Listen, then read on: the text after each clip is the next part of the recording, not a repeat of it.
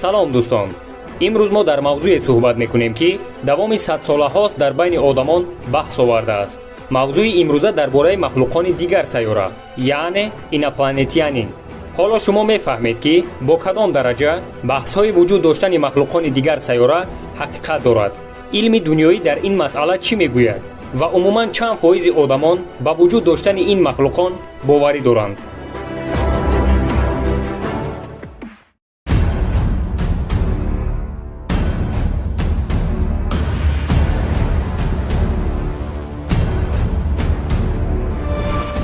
хабарҳо аз вуҷуд доштани объектҳои номаълум дар ҳаво ҳамавақт вуҷуд дошт, лекин гузаштагони мо онҳоро ҳар гуна ба худ қабул мекарданд.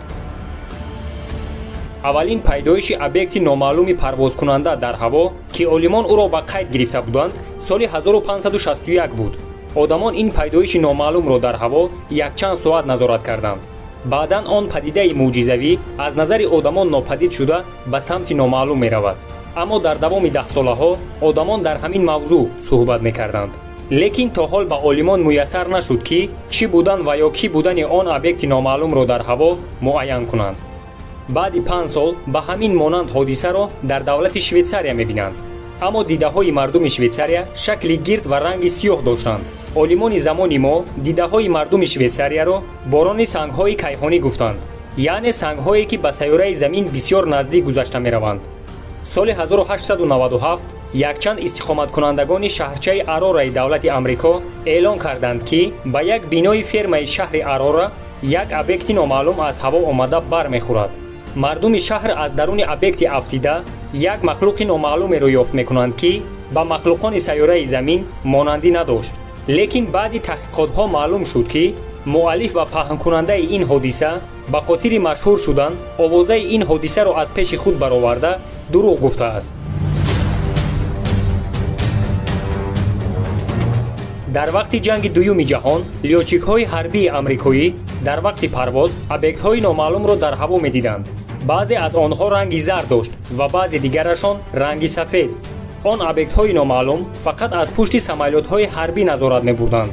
диспетчерҳои ҳарбӣ ҳаракат мекарданд ки он объектҳоро дар радар бинанд, лекин бар зами кӯшишҳои мутахассисон он объектҳои номаълум ягон маротиба дар радарҳо аён нашудаанд. дар охир амрикоиҳо фикр карда ба хулосае омаданд ки ин ягон намуди яроқи махфии Германия мебошад. лекин баъдан маълум шуд олмониҳо ҳам он объектҳои номаълуми парвозкунандаро дидаанд ва фикр кардаанд ки он объектҳо истеҳсоли душманони онҳо мебошад.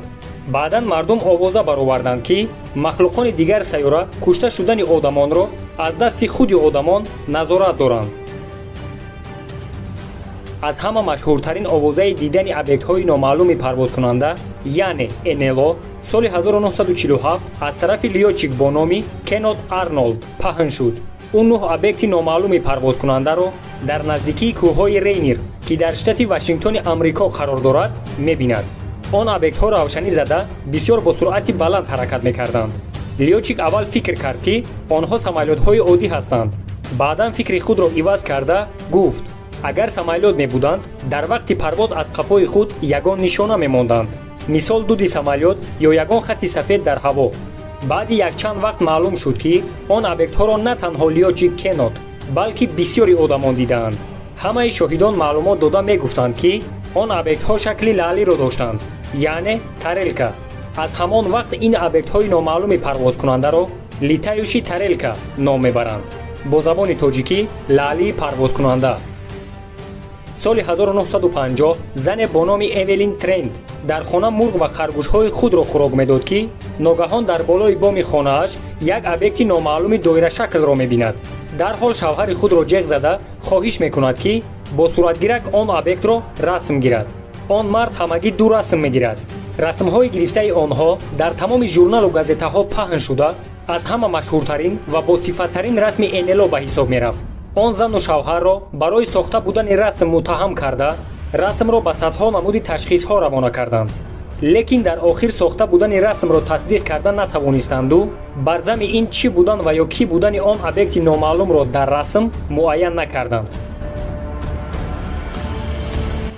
соли 1961 як оилаи амрикоӣ тасдиқ карданд ки инопланетиянҳо онҳоро дуздиданд.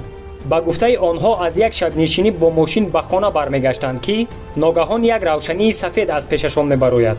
дар баробари дидани он равшанӣ беҳуш мешаванд. вақте ки ба ҳуш меоянд худро дар як ҷойи номаълум мебинанд.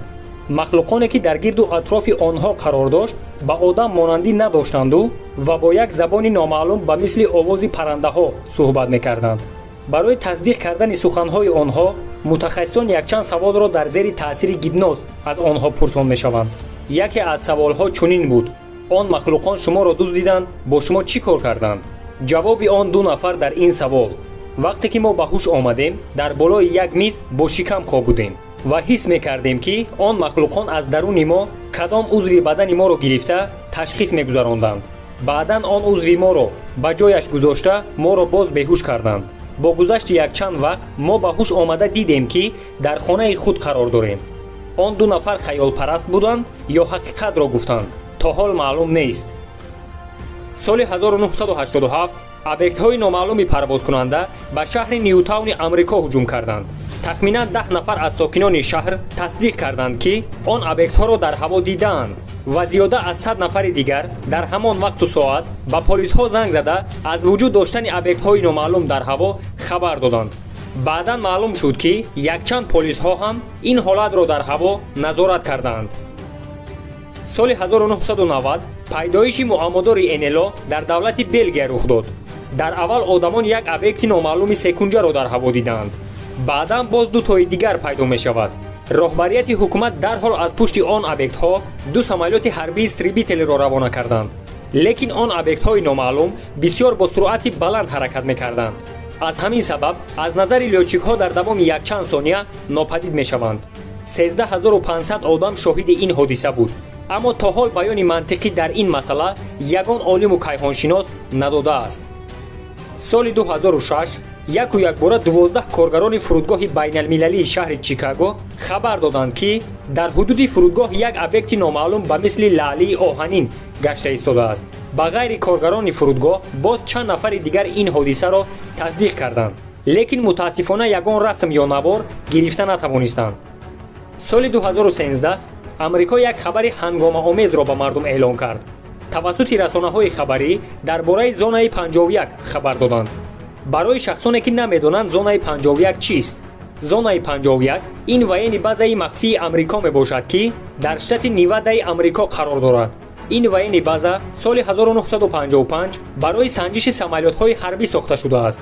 дар бораи зонаи 51 давоми 10 солаҳо дар байни одамон овозаҳо вуҷуд дошт, чунки ин ваени база дар ягон харитаи ҷаҳон вуҷуд надорад. олимони кайҳоншинос ва сайёрашиносон боварӣ доранд ки амрико зонаи 51-ро барои озмоиш ва санҷиши махлуқони дигар сайёра, яъне инопланетянҳо истифода мебарад. айни замон аз 100% аҳолии рӯи дунё 40%аш ба вуҷуд доштани махлуқони дигар сайёра боварӣ доранд. то имрӯз ба олимон муяссар нашудааст ки вуҷуд доштани махлуқони дигар сайёраро расман тасдиқ кунанд. дӯстони азиз, шумо чӣ фикр доред? ҳаёт дар дигар сайёра вуҷуд дорад ё ин ки ҳамаи ин овозаҳо фикри хаёлпарастон асту асоси воқеӣ надорад?